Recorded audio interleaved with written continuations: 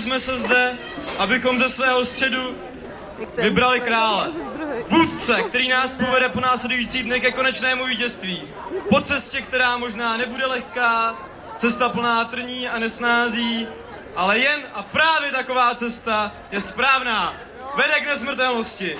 Po této cestě může svůj lid vést ten silný král. Král, který se nebojí ran a bolesti, které postihují jeho podané. Král ochotný bojovat, vyvíjet se, dosáhnout temných sil přírody. Temných sil v nás, sil, které pohání náš život, dávají nám moc.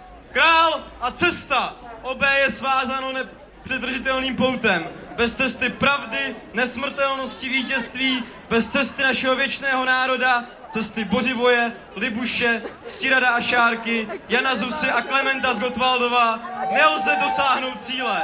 Bez této cesty nemůže být král silný, pevný a mocný a naopak.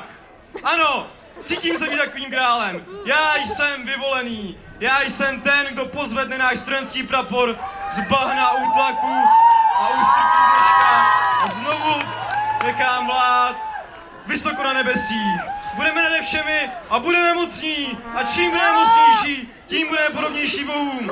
Nejprve se však musíme spojit.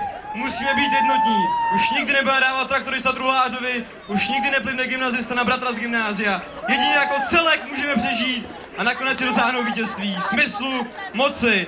Neboť my všichni jsme vůlí k moci. Zvolíte-li mě, budeme mocní, budeme pevní a budeme silní. Budeme boji. Jedině se mnou můžeme být celkem a zvítězit. Váš radiátor první, s vaším a doufám král.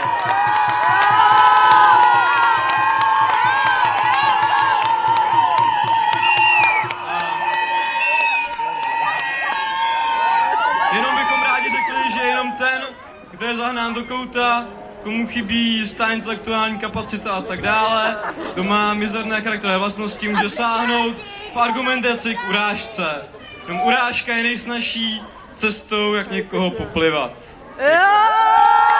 Děkuji za